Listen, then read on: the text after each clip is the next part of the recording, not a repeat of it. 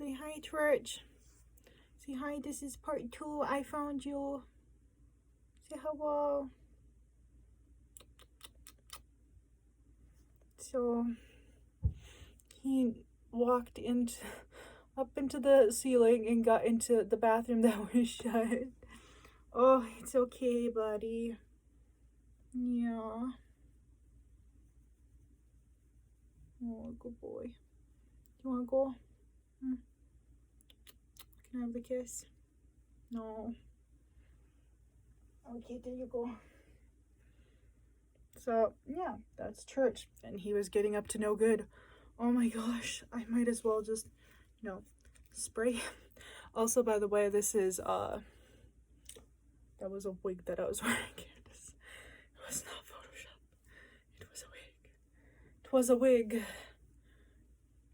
And I'm gonna put it on again because it's part of my look, but I couldn't let it get in the way of finding my cat.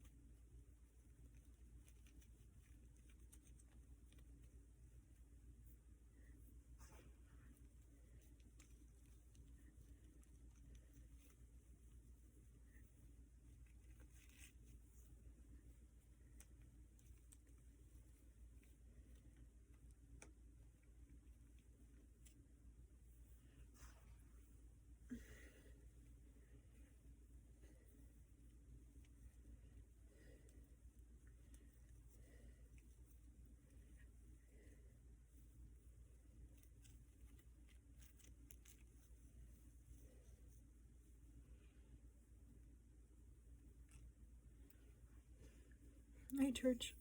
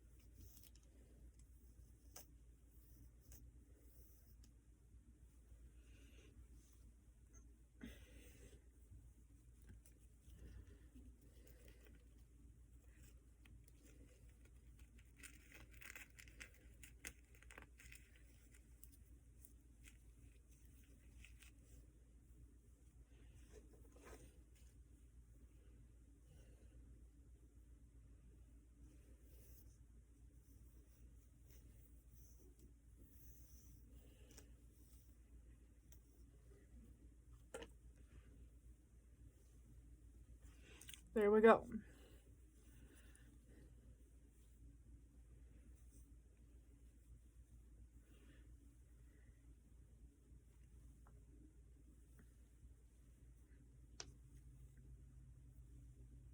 Okay, so I'm gonna get my glasses on.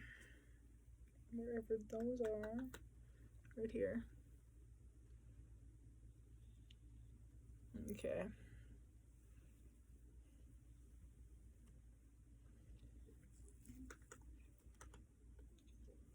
That's something in my eye.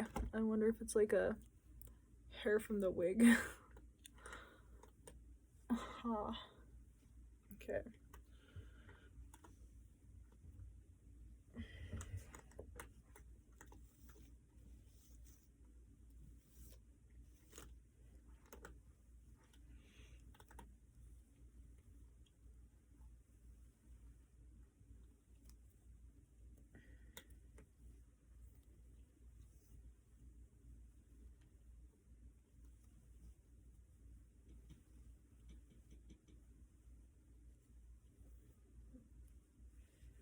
Okay.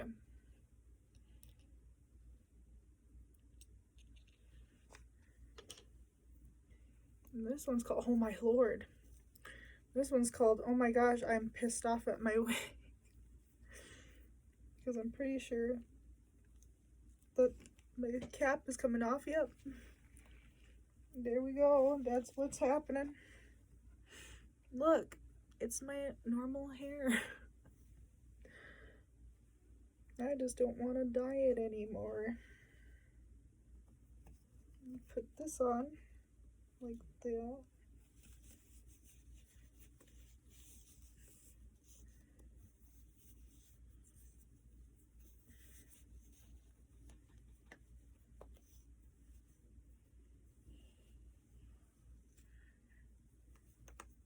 Oh my gosh, it's so Photoshop.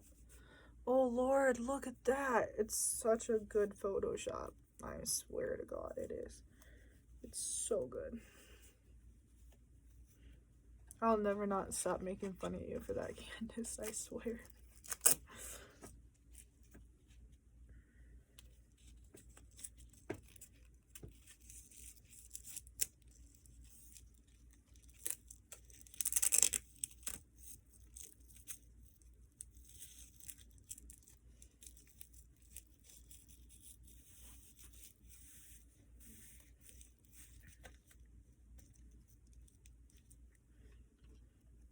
And then you put this one on.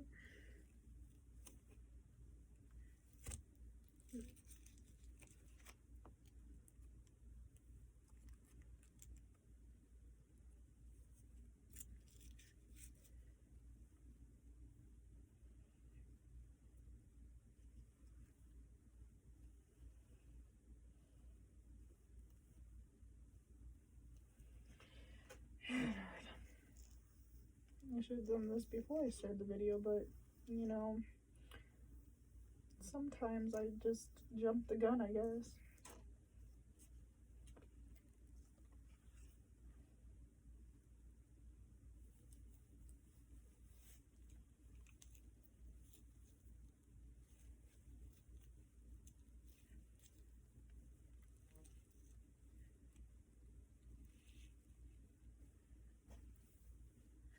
Oh no.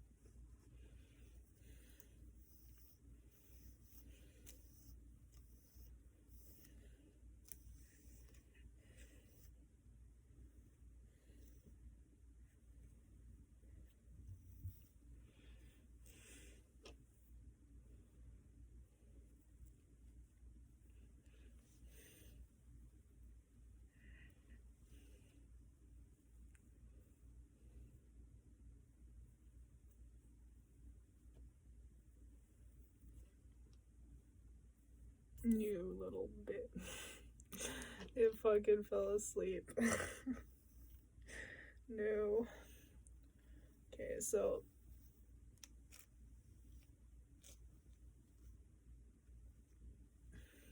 I was gonna do a two-parter. I was wondering whether or not I should start over, but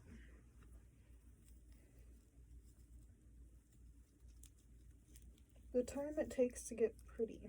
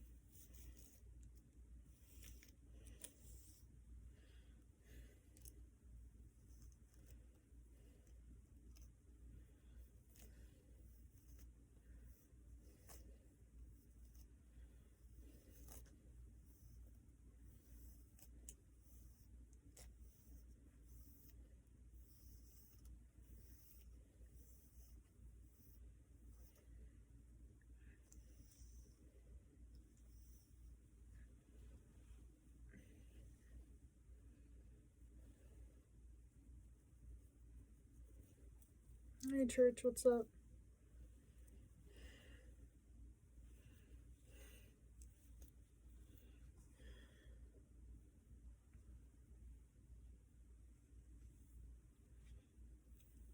Is church gonna fold a bomb? Nope. Maybe. Who knows? Okay, let's see.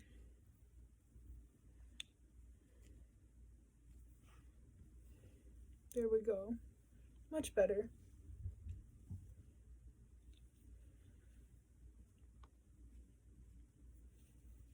Okay. I had to forego my jacket because yeah, it was a lot. It was like asymmetrical. It was really cute. I bought it around Christmas time. Oh my god, my neck. Oh, I have back atrophy and it really sucks. And like the fake ailments that you have, Candace, or the fake babies that you always are pregnant with that Trey beats out of you. Yeah, I don't think that womb could get pregnant anymore because it done too much meth.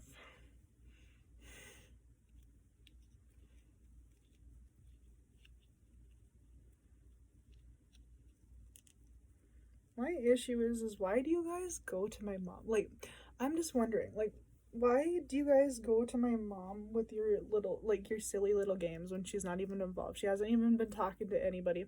And then you guys are going like, oh my god, you know what, Trey, no, we don't fucking care. You deal with his ass since you stole him away. We don't care. It was my mom's birthday the other day, and then you fuckers just decided to be a dick about it because you guys decided to play that fucking game a couple days ago where you guys are acting like you're fighting and you're not, and then like you think that it's gonna give my mom hope. No, all it did is hurt her. And now I'm gonna proceed to tell you how you hurt us, Troy. Oops.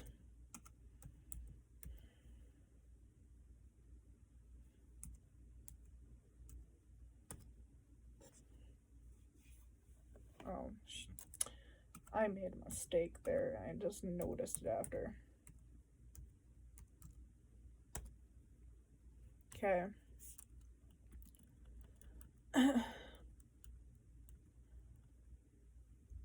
Oh, look. I already spot one about you.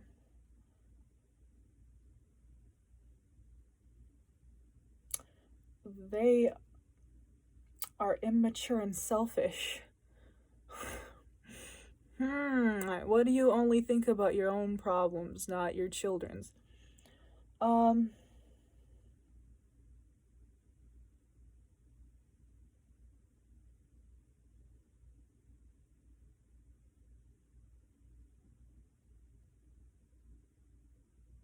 They're ruthless and unforgiving. Yeah, I remember Billy was like grounded for years. They make you feel anxious and often lower your confidence. Yeah, you did that to me quite a bit. You would tease me all the fucking time. They're absent from your significant life events. Every PTA meeting for the kids,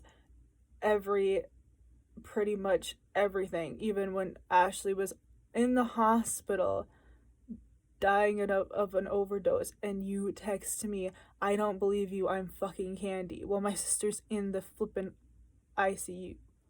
So what the fuck? Not ICU, but the emergency. You know, where they put you in those flippin' yellow flippin' because that means that if you get up and walk, it either means walking hazard or somebody that shouldn't leave the hospital because they're gonna hurt themselves.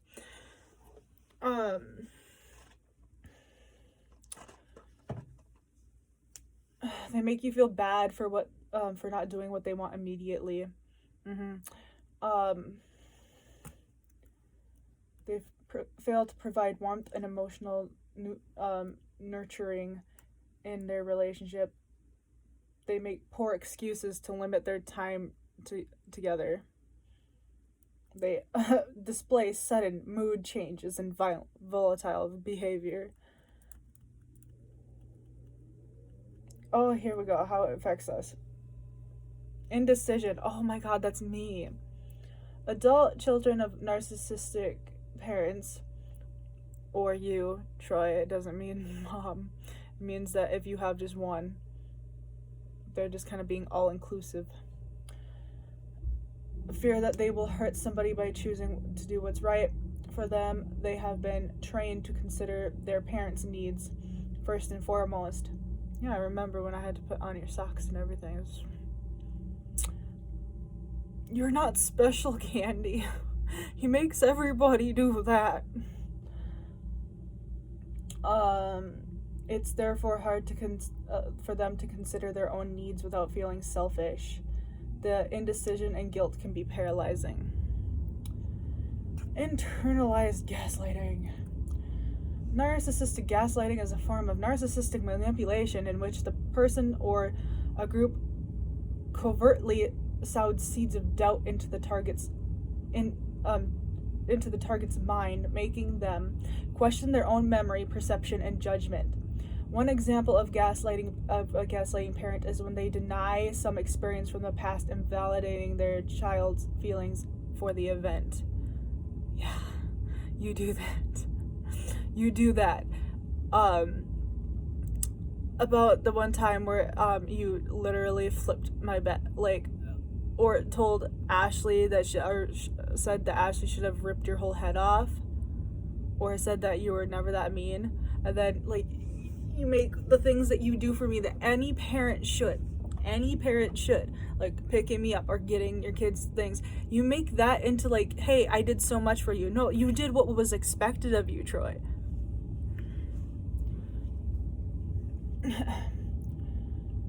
Growing up with narcissistic parent can leave adult child feeling that they have very little to offer. Oh my lord, this is me. Growing up, their talents and skills may have been downplayed, ignored, or co-opted by the narcissistic parent who felt threatened by their child's skills. Even when the now adult experiences success, they may feel that they don't deserve it, and that could give rise to imposter syndrome. Loyalty and guilt for moving on. Even after growing up amid lies, emotional manipulation, and abuse, it can be really difficult for adult children to step away from caring and loving their narcissistic parent. They will likely feel guilty for trying to step away or input boundaries, and may even enter into relationships with partners who show narcissistic traits. This is what Ashley's going through. A love based on manipulation and conditions is something that is familiar to them, whereas one that is unconditional may seem quite terrifying. All relationships sound terrifying to me because this could happen. No focus on their own needs. As the parent lives vicariously through their child, I don't know if you did that or not, and just because it says something doesn't, like, and you're like, oh, well, that doesn't fit me, that doesn't mean that you're not a narcissist. These are just symptoms or signs. Not all people are like that, are like this. You might have some symptoms or some things, and then some people might have a different thing of it. It's just how it works. The child learns that their goals and needs are not important. Their focus is on pleasing the parent to stay in their good graces. Oh my lord, do I remember that. I have to make fun of my own brother in order for me to be okay and on your good graces, Troy. I had to make fun of my own brother that you singled out to be the scapegoat. Yeah. And I have apologized to Billy, but you hated him from the get-go, and that's why he didn't like you. That's why he doesn't have confused feelings about you like getting kicked out like the rest of us did have. But yeah, I had to make fun of my own brother to appease you, and that's disgusting behavior on my part, and I have apologized since. This may lead to anxiety as the child strives to be the perfect child, living up to the narcissist's unrealistic expectations and desires. Depression may occur as a result of the child not meeting the parents' expectations. Chronic self-blame. Oh. Whether or not the parent is openly abusive to the child, they are usually emotionally unavailable and are too preoccupied with themselves. It sounds like when you would come home, tell us to get the F out of the living room because you wanted peace and quiet. Yeah. Like, when you would come here, you'd be, get out.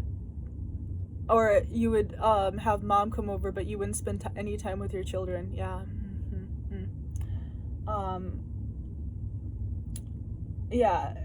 To hear the pain of their child. In order to maintain the family unit, the child shies away from blaming their parent and instead takes all the blame onto themselves. This can continue into adulthood, which can result in them becoming the scapegoat in many situations. Egoism. Egoists and narcissists complement each other.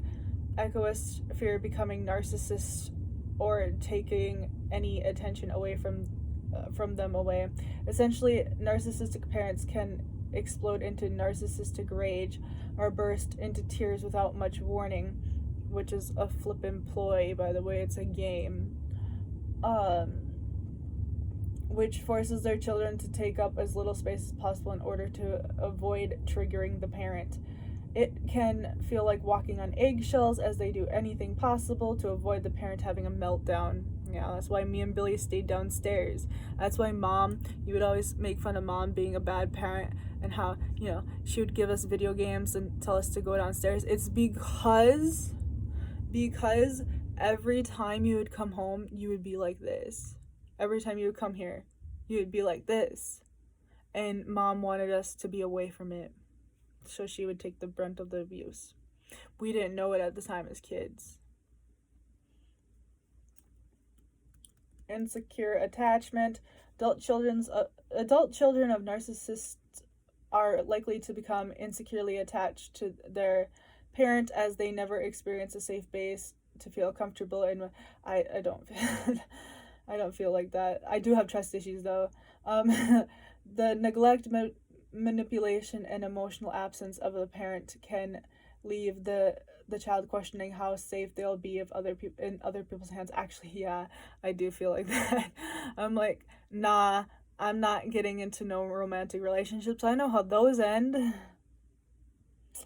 This leads adults to become fiercely independent and develop trust issues. Okay, this is me. This could lead to them. I don't cling to you, though. In fact, do you know what I do when I'm like pushing through? Okay, so when you picked me up at Cashwise that one time, do you know what got me through the heavy snow that almost suffocated my ass? Okay, gonna give you a few seconds to guess. My rage at you for not even offering me a ride. Yeah, I'm just like, I could do it without him every single fucking second in my mind. That's what I said in my mind.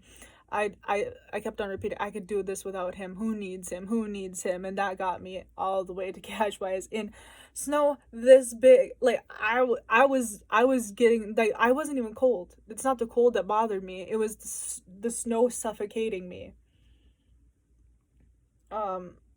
Constant focus on others' happiness. Children who grow up with narcissistic parents will have organized their whole life and personality around the happiness of their parent. In adulthood, they'll do the same for others, and many will end up working in a care profession. Oh no.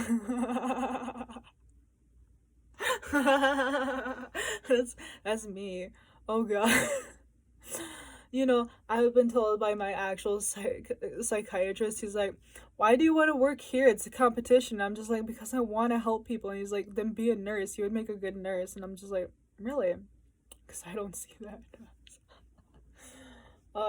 And the reason why I'm so dressed up right now, though, is because I took my sister, your daughter, Troy, to her appointment because she was scared to get her stitches out. Too scared to do that alone, and you know, instead you're probably at home banging your bitch.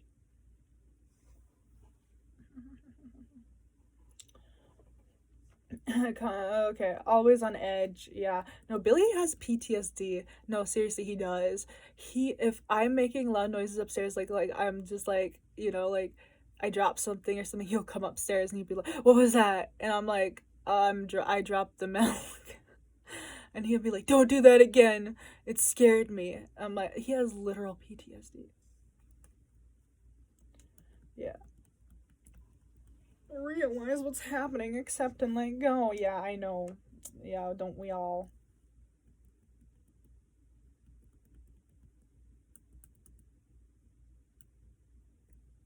Five signs of a narcissistic father.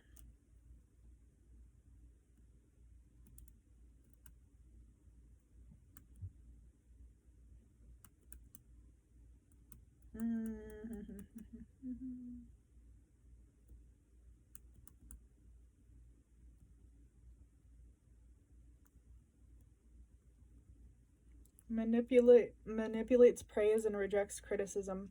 One of the five signs of a narcissistic father is how he manipulates praise from others while rejecting any criticism. How does a narcissist father manipulate praise? For one example, a narcissist father who surrounds himself with friends who are of lesser intelligence than him, Junior and Candy.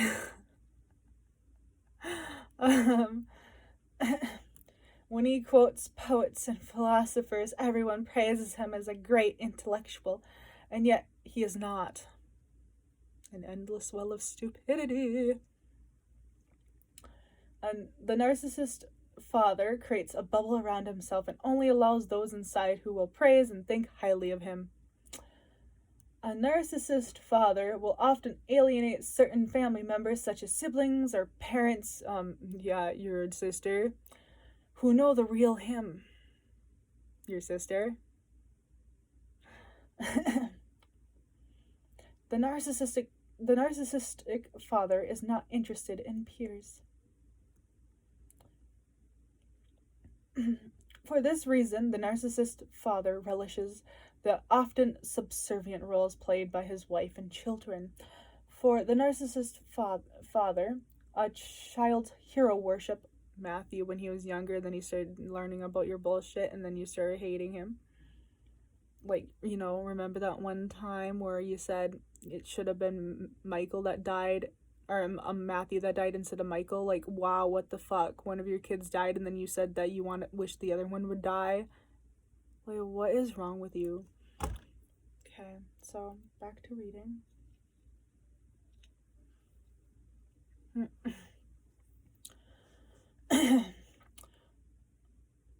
Is something to be exploited. For the narcissist father, the other side of the manipulation coin is rejecting criticism.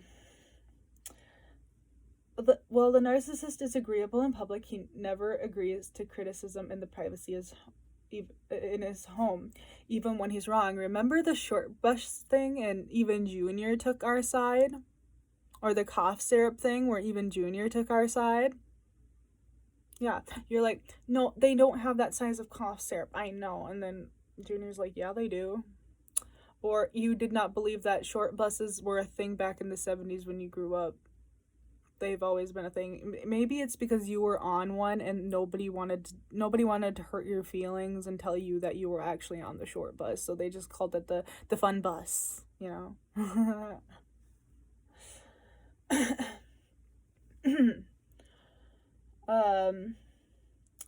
The narcissistic father lives a double life. He manipulates others to praise him and simultaneously, can't say that word right now, I'm sorry, refuses to be criticized or outed for his hypocrisy. The opposite of praise is criticism. Refusal to be criticized means silence. Children of narcissistic fathers often learn to be silent. Yeah, that's me, Billy, you know, Matthew, you know. Nobody stood up to you for the longest time, and when we did, we were the assholes. You were the victim. Blah blah blah blah blah. That's how narcissism works. When they should be open and honest about their feelings if they're hurt. Okay, the other sign is lack of empathy. Yeah, another one of the 5 signs is lack of empathy. Empathy is different from sympathy. Yeah, no, it is. So if you sympathize with somebody, it's you don't know the feeling. Empathize is actually you feeling the feeling. You know what the feeling feels like. You don't, though. You could sympathize and be like, oh shit, if that happened to me, that would suck. But no, empathy is a way more different. Empathy means that you feel what they feel because you've experienced something similar. Narcissist fathers lack empathy. Why? Because the narcissistic father believes he is perfect, so no one can measure up. And yet, even when the narcissistic father has been through a similar experience, his pride and selfishness will not allow him to admit that. For example, the narcissistic father who was out of a job and got food from the local food bank. Now that his situation is different, he makes judgmental comments about those who eat from food banks. So, like, you know, you hating on people because you're going through something similar. You will just, instead of being like, oh, you know, I feel bad for you, I'm going through the same situation, you'll be like, just teasing the fuck out of somebody. The narcissistic father is self-righteous. He refuses to be vulnerable, and his children often learn from his negative example. Okay, 5 signs. Rage. When a narcissistic... I don't care. Okay. When a narcissistic father is at home, safe from the prying eyes of the public, his rage emerges. Sorry, coughing. I got allergies. The narcissistic father uses rage to manipulate his immediate family. His wife and children often live in fear of this rage. It is common for a wife and child to walk on eggshells so the narcissistic father won't get angry and rage against them. For the narcissistic father, rage is an empowering tool.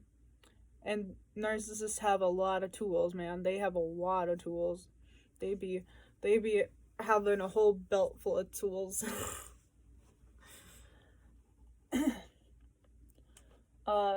So for the narcissistic father, rage is not always physical or violent. Moorhead, please listen to this.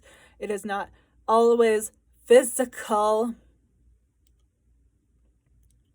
In fact, it is more common for a narcissistic father to manipulate, as we have seen previously. The narcissistic father is blinded by his rage. It happens suddenly, fiercely, then quickly dissipates. After a rage incident, the narcissistic father will often act like nothing happened. I always said it was. It wasn't that bad, you're overreacting. And expect his family to follow suit. He will not apologize or even acknowledge it. Wow, it sounds like you. Is this your autobiography, Troy? The narcissistic father is a master of sweeping things under the rug, especially when it comes to his outburst, rage, or shortcomings. Conclusion: we have examined 5 signs of the narcissistic father. The harmful behaviors of the narcissistic father can cause lifelong trauma for family members involved in his abuse. And let's call him by his name. The narcissistic father is an abuser. It's healthy to say that. If you have a narcissistic father, please seek professional counseling. I'm good with that. I got that. That's fine. I got it. I got it under control. It's giving me resources. It's like, please go here. You need the help. I'm like, I already got the help. It's fine.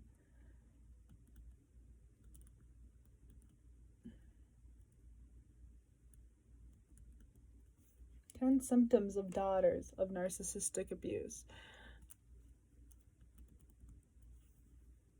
10 symptoms of daughters with narcissistic fathers.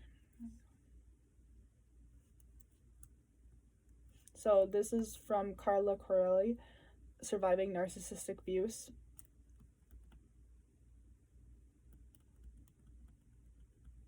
Okay, so 10 symptoms of daughters of narcissistic fathers, it's called. This is the article on her. And she has a lot of them, like sons of narcissistic mothers, narcissistic family roles, the complicated dynamics of narcissistic families, narcissistic grooming, and how narcissists brainwash and condition their victims, all that stuff. There's actually a whole bunch. Unfortunately, I can't link anything. I could just tell you the website, and it's by Carla Corelli. Growing up with a narcissistic father has a profound impact on the life of his daughter. From rigid expectations to emotional manipulation and neglect, daughters of narcissistic fathers suffer serious psychological damage, which results in them developing symptoms that plague them well into adulthood. In this post, we'll explore the 10 most common symptoms of daughters with narcissistic fathers experience and how they can affect them into adulthood. Understanding and acknowledging these symptoms is an important part of discovering ways to heal from your past, build resilience, and create healthier relationships with yourself and others. Here's the key, or the whatever. So it says, you were never good enough. No matter what you did, it never was good enough for your father. You could have gotten straight A's, been captain of the varsity team, been elected student body president, and he would have found something to criticize. This constant criticism can lead to feelings of inadequacy and worthlessness. The negative message that you received from your father's criticism might still linger in your mind, making it difficult to feel secure and valued. You may struggle with low self-esteem and feelings of not being good enough as a result of this ongoing criticism during childhood. It is important to recognize these underlying feelings of worthlessness and inadequacy were brought on by your experiences with your narcissistic father, and do not reflect the truth about who you are and the potential within you. This one sounds familiar. You are always comparing yourself to others. Because your father constantly held you up against others, usually your siblings, you grew up comparing yourself to others. You were either not as good as them or better than them.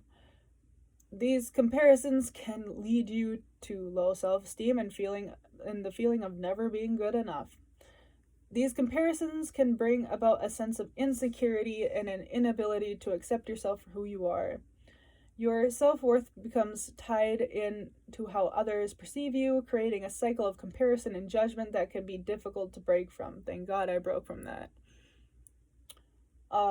You may find yourself battling mixed emotions as you strive to both protect and better yourself, making it hard to know where to draw the line between healthy competition and toxic comparison. You always felt alone. Because your father was never there for you emotionally, you always felt alone. Even when you were in a room full of people, the feeling of loneliness can persist into adulthood that leads to problem in future relationships. This loneliness can be difficult to bear as it is closely intertwined with feelings of abandonment and in an inner sense that something is missing in your life.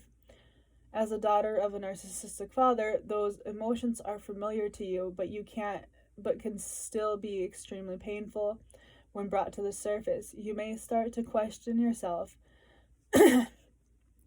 and your worth as you search for answers and connection in relationships that might not always fulfill those needs. The fear of being alone and unloved again can bring up anxiety, impacting your ability to trust and open up to people, even if they do have good intentions. Sorry, I'm kind of tearing up here. Your father was never proud of you. No matter what you accomplished, your father was never proud of you. This lack of approval can lead to a feeling of emptiness and a need for constant validation from others. Constantly seeking approval from others is a common result of not receiving praise and acknowledgement from a narcissistic parent. The need for validation can leave you feeling vulnerable. Is what happened to you, Troy? Because I know your mom's like downright insane. I don't know if you did that. If it was, you were very subtle about it. Because I've always... Oh, wow, this one's just smacking you in the face with the facts. Your father was emotionally abusive. Your father was emotionally abusive in 2 ways. First, by constantly belittling you and criticizing you, and second, by withholding his love and approval. This emotional abuse can lead to a host of psychological problems, such as low self-esteem, anxiety, and depression. The effects of emotional abuse are long-lasting and can manifest in many different areas in your life. The constant criticism and lack of approval from your father creates a feeling of worthlessness, which can lead to disordered thoughts patterns like self-doubt, blaming yourself for situations that are out of your control. Oh, wow, okay. These negative thoughts could be internalized over time, leading to depression and anxiety as a result of negative self-talk. Oh, Lord, they're calling me out today.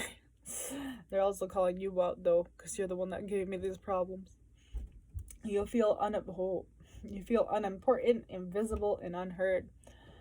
As a daughter of a narcissistic father, you are likely to have felt unimportant, invisible, and unheard. Your father would have made you everything about himself and never really listened to you or paid attention to you in any way.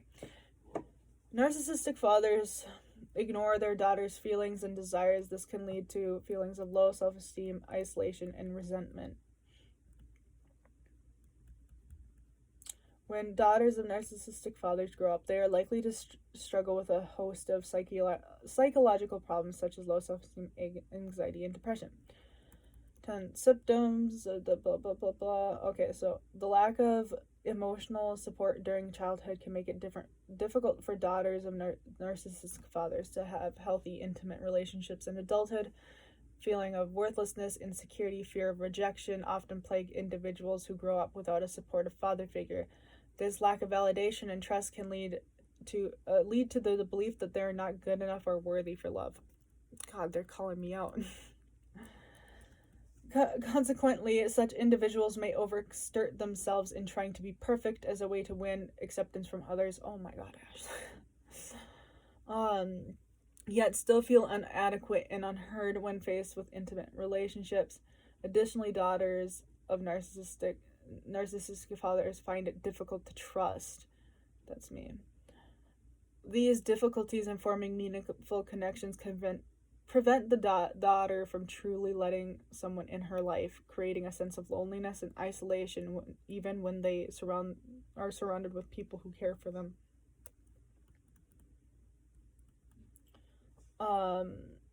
Growing up with narcissistic fathers can have a profound psychological effect on daughters' development.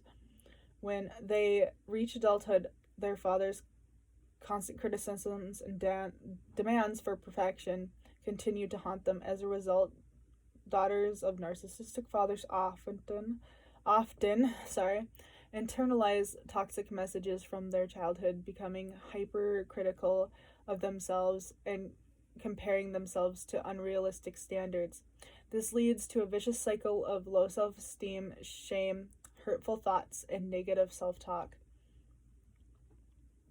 It is necessary to identify this behavior in order to work through it, learn to love and accept yourself, and ultimately break free from the damaging cycle of toxic behavior perpetuated by your father.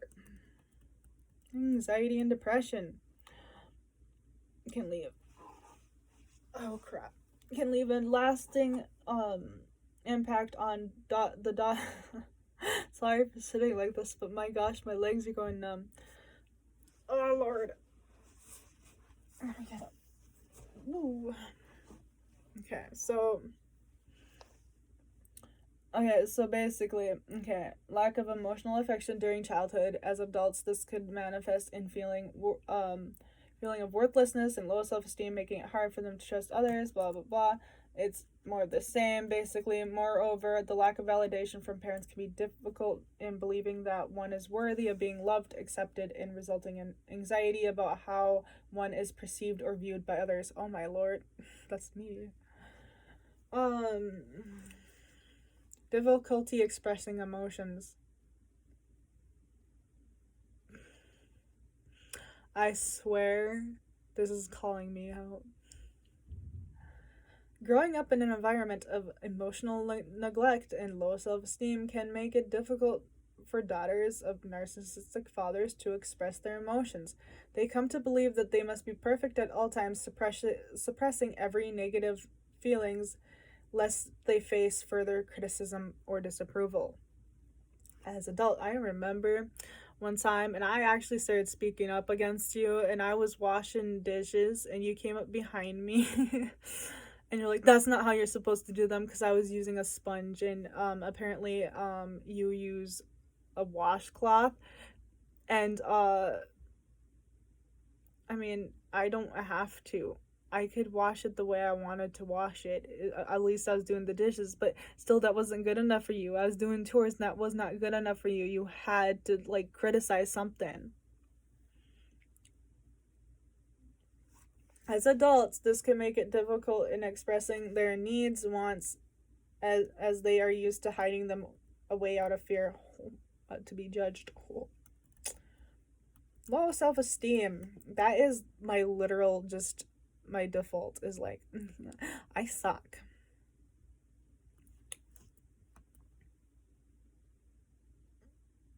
I'm so lucky that I used waterproof mascara instead today because I'm gonna cry. The lack of affirmation and love from a narcissistic father can have devastating effects on the daughter's self-esteem.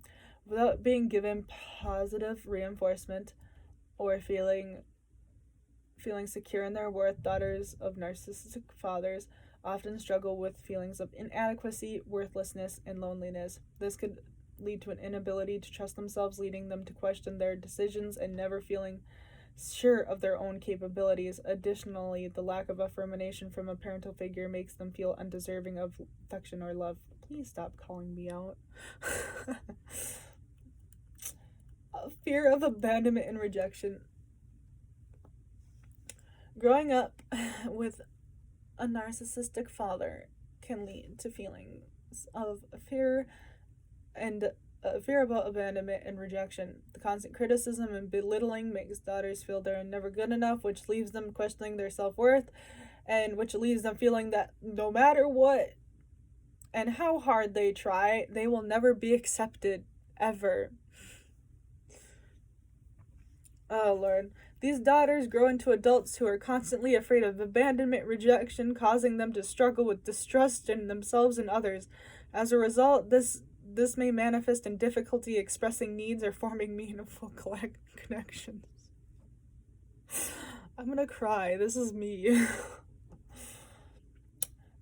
Okay, so excessive sensitivity to criticism. Stop calling me out. Growing up with a narcissistic father can create a fear of criticism and judgment from others.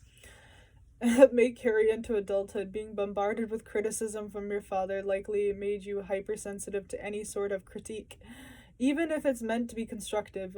I appreciate constructive criticism now, but like before, I used to hate it.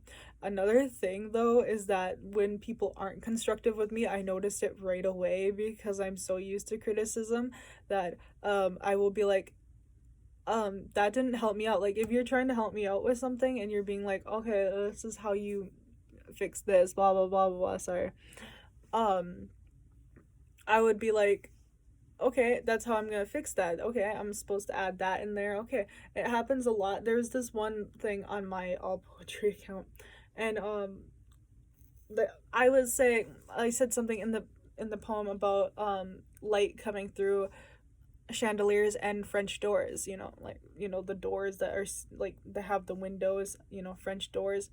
And they said something along the lines of chandelier made of doors, and I'm just like, no. Did you read the poem? I'm like, they're like, I would leave outdoors, and I'm just like, but I didn't answer them back because I don't like to cause problems or trouble, but I was just like, okay, you didn't read it, that's fine. But I was also very, very angry, but I didn't say nothing, but I was angry. I was unnecessarily angry. Like, I could have just let it go, but I was like, I hate this person. I'm never joining their contests again. So yeah, it can feel attack on who you are, causing you to be fearful of any type of criticism, leading to difficulty accepting feedback and making changes based on the advice of others. The constant put-downs from your childhood have made it hard for you to view criticism anything but negative, resulting in a lack of confidence in your worth and capabilities. So basically, you made us feel worthless. Thanks, Troy. You're the best. People pleasers and doormats. How do they know? Daughters of narcissistic fathers also become people pleasers as a means for seeking validation and acceptance that was absent during their childhood. The willingness to always agree with others can lead to codependent relationships.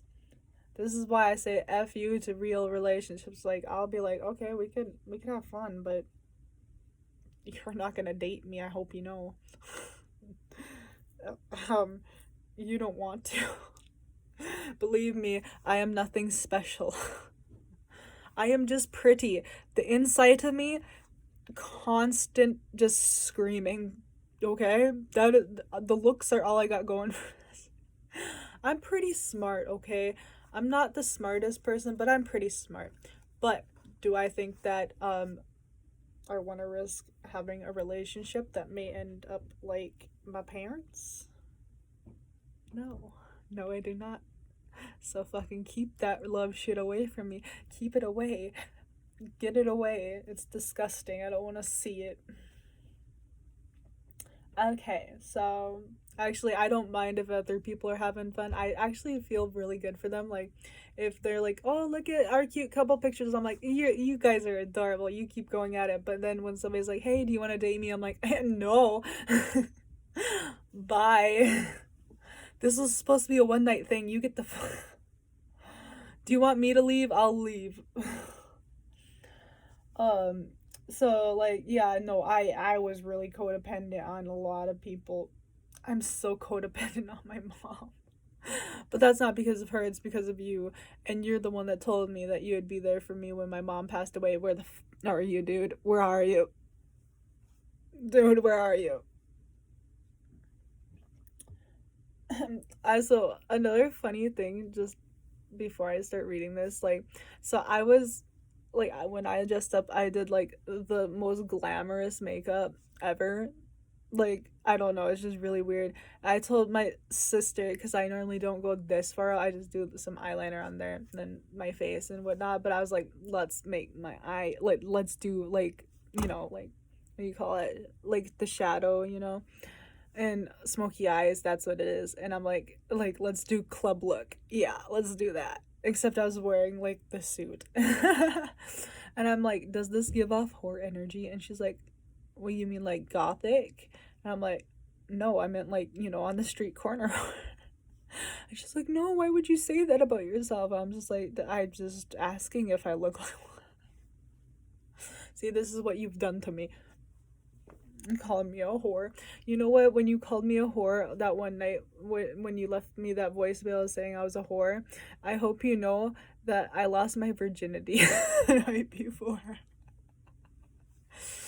You're like, even though you haven't had sex yet, you're still a virgin because you want to have babies with a rich man.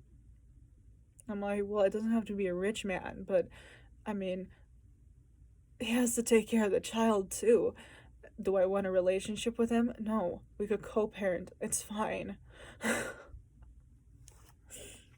Yeah, no. My brother's friends are like, yeah, Christina here just wants them to plant the seed and just go, yeah, you crop.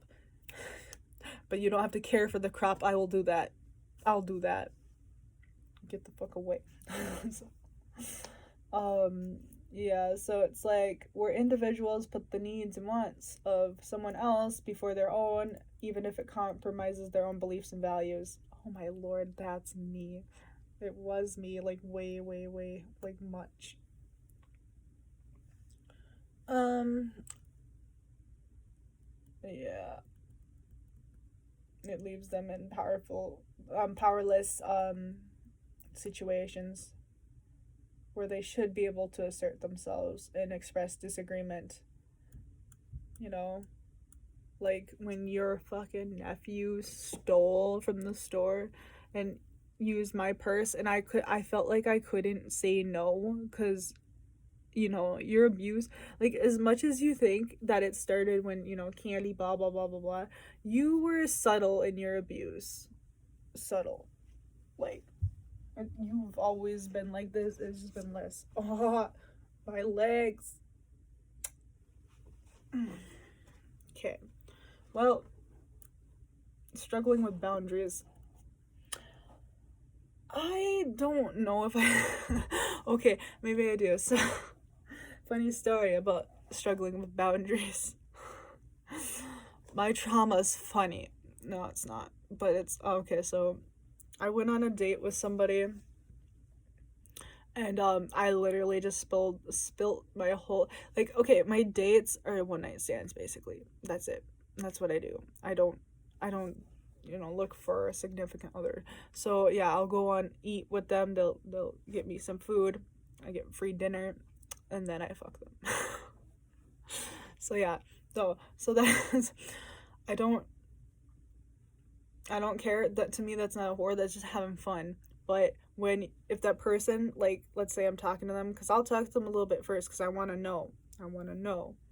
And if I find out that they're married, nah, I'll kick their ass for their wife. So, one time, this is how I made a friend on Facebook, by the way. So I have a bunch of Facebook friends, and one of the girls that I'm friends with, she's like, how do you know my fiance? And I'm like, oh, this dude, he's been flirting with me. I don't lie. I would be like, yeah, he's been flirting with me. And she's like, really? And I'm like, yeah, I mean, if I was you, I would dump the fucker. And then we became friends. Yeah, just be a decent lady, Candace. Yeah, that's all you had to do, is really be like, hey, if he was coming on to you, like you said, you could have been like, hey, this is not cool. April is my best friend. What the hell? But you didn't, because you are obsessed with my mom's life, and you want her life.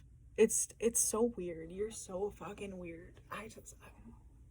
People like that. Like, has any of you seen that TikTok where that that high school kid or whatnot was freaking out on her friend for stealing the spotlight or being more prettier than her, and she's like, you always do this, and she's like, well, I can't help it. That's exactly, like, every time I see that, I was like, oh my god, it's Candace. Yeah, basically, like, yeah. So we all struggle with boundaries and stuff like that. Like, I just told this dude my whole life story. Yeah. No, it's like, we need professional help. Yeah, I know. What do narcissistic fathers do to their daughters? They fuck them over.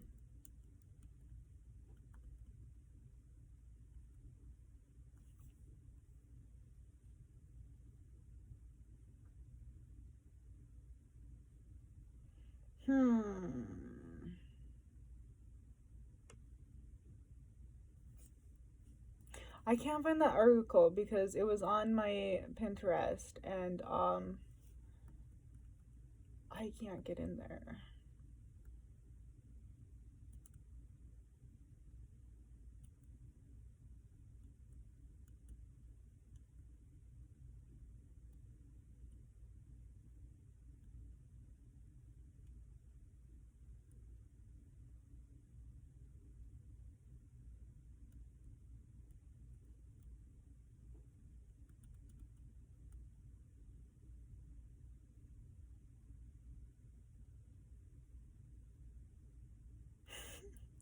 Yeah, here we go. He's driven by ego. He does not care how his ego-driven behavior affects his children. It's been 1 hour. And then there's that other part to it. Anyways, I'm just gonna conclude this video.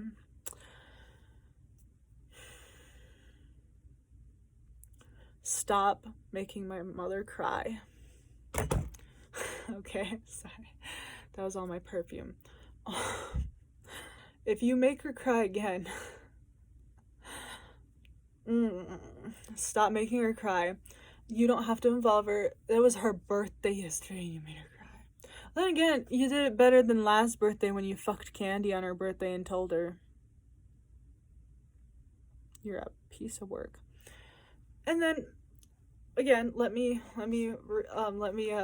tell the jokes just in case I don't post that. So, if I don't post the other video, people will know that I was first insulting my Candy and Troy because they insulted my mother. So ready, because this is gonna be funny. Troy told my mom that no amount of physical therapy. Let me get closer so I can really feel the burn. You told my mother that no amount of physical therapy will let her, that will allow her to lose weight, right? Because, yeah, she's pretty heavy set now because she can't move her fucking amputated feet. Okay, listen to this, Troy. Okay, ready? Are you ready? No amount of exercising your dicklet will make it any bigger. It's sad, but true.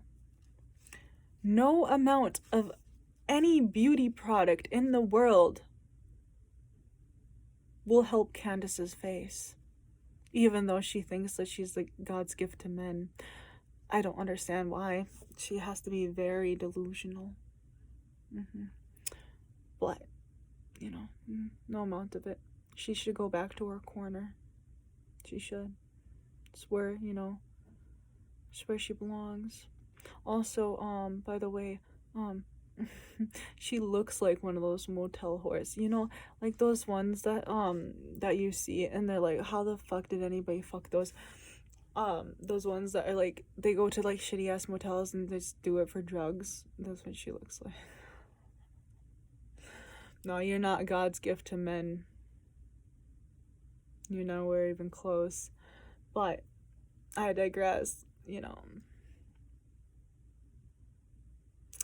Troy, you look pregnant, like 9 months pregnant with triplets.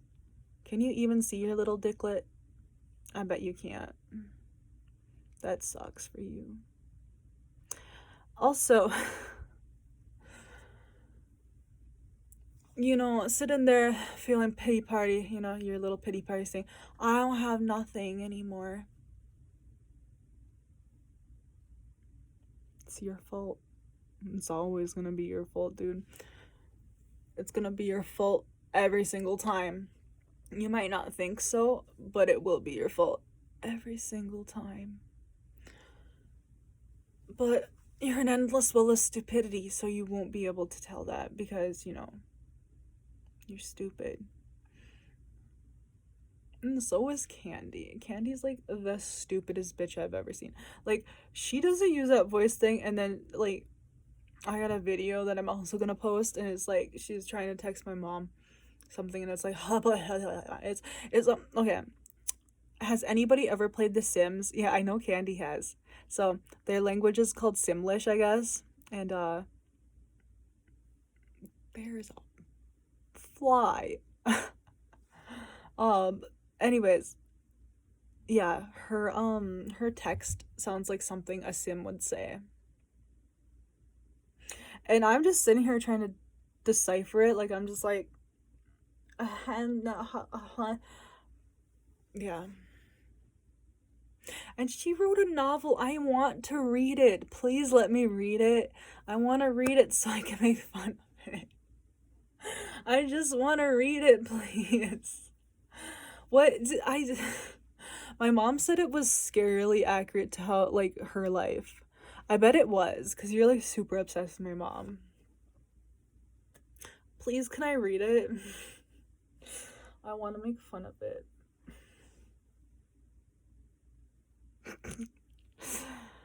Oh, Lord. Yeah, so I'll catch you guys later. Probably really late, or probably later, because Candace and Troy don't know when to stop.